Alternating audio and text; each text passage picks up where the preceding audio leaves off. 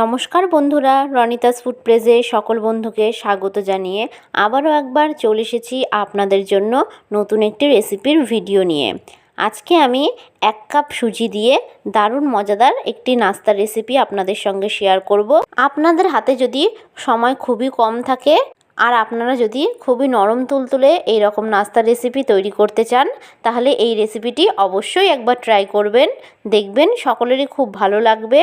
তাছাড়া এই রেসিপিটি কিন্তু সকালবেলার জলখাবারে অথবা বাচ্চাদের টিফিনের জন্য খুবই পারফেক্ট একটি রেসিপি। তো চলুন দেখে নেওয়া যাক আজকে আমার এই রেসিপিটি। তো ভিডিওটা স্কিপ না করে পুরোটা দেখার অনুরোধ রইল। এখানে আমি একটি মিক্সিং জার নিয়ে নিয়েছি। এবার এই মিক্সিং জারের মধ্যে আমি মেজারিং কাপে 1 কাপ সুজি দিয়ে দেব। আপনারা কিন্তু চাইলে 4 কাপ মেপেও দিতে পারেন। এবার ওই কাপেরই 1 কাপ মেপে আমি জল দিয়ে দেব। এবার এটার একটা স্মুথ পেস্ট আমি তৈরি করে নেব। দেখুন এইরকম স্মুথ পেস্ট আমি তৈরি করে নিয়েছি। এবার একটা মিক্সিং বোল নিয়ে নিয়েছি। বোলের মধ্যে আমি এই পেস্টটা দিয়ে দেব। এবার এর মধ্যে দিয়ে দেব একটা ডিম ও দিয়ে দেব একটা মিডিয়াম সাইজের কুচিয়ে রাখা পেঁয়াজ ও ঝালের জন্য কাঁচা লঙ্কা কুচি ও দিয়ে দেব স্বাদ অনুযায়ী নুন। এবার একটা চামচের সাহায্যে আমি সমস্ত উপকরণটাকে খুব ভালো করে মিশিয়ে নেব। আপনারা কিন্তু চাইলে হ্যান্ড মিটারের সাহায্যেও মিশিয়ে নিতে পারেন। আমার এই রেসিপিটি যদি আপনাদের কাছে ভালো লেগে থাকে তাহলে অবশ্যই একটি লাইক করবেন, আমার চ্যানেলটি সাবস্ক্রাইব করে দেবেন ও পাশে থাকা বেল আইকনটা প্রেস করে দেবেন। এতে আমার সমস্ত ভিডিওর আপডেট আপনাদের কাছে খুব তাড়াতাড়ি পৌঁছে যাবে। দেখুন সমস্ত উপকরণটাকে কিন্তু আমি এই রকমভাবে মিশিয়ে নিয়েছি। দেখুন এই রকম ঘনত্বের কিন্তু একটা পাতলা ব্যাটার আমাদেরকে তৈরি করে নিতে হবে। খুব বেশি ঘন করে গুললে কিন্তু হবে না, এই রকম পাতলা করে গুলে নিতে হবে। তো ব্যাটারটা আমাদের গোলা হয়ে গেছে। এবার একটা ফ্রাইং প্যান বসিয়ে দিয়েছি। ফ্রাইং প্যানটাকে খুব ভালো করে আমি গরম করে নেব।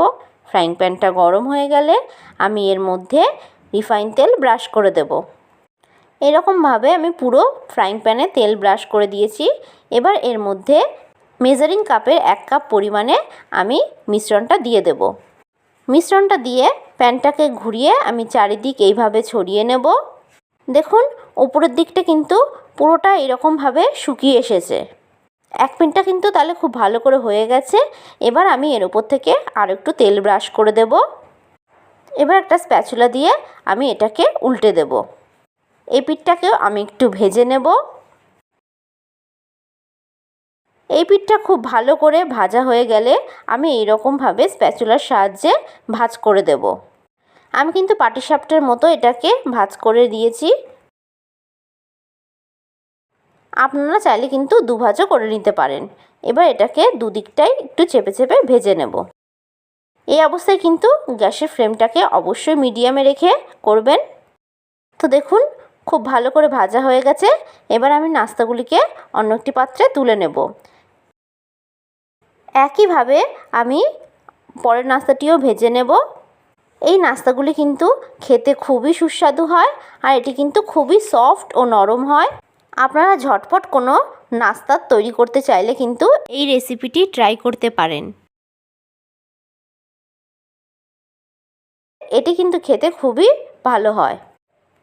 এই নাস্তাটিকেও আমি একই রকমভাবে ভেজে নিয়েছি। দেখুন এই নাস্তাটিও ভাজা হয়ে গেছে। এবার এটাকেও আমি তুলে নেব।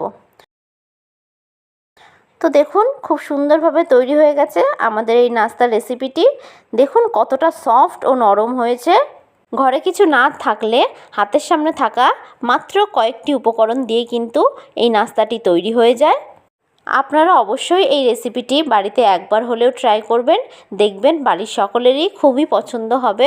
বারবার রিকোয়েস্ট আসবে আপনার কাছে এই রেসিপিটি তৈরি করার জন্য।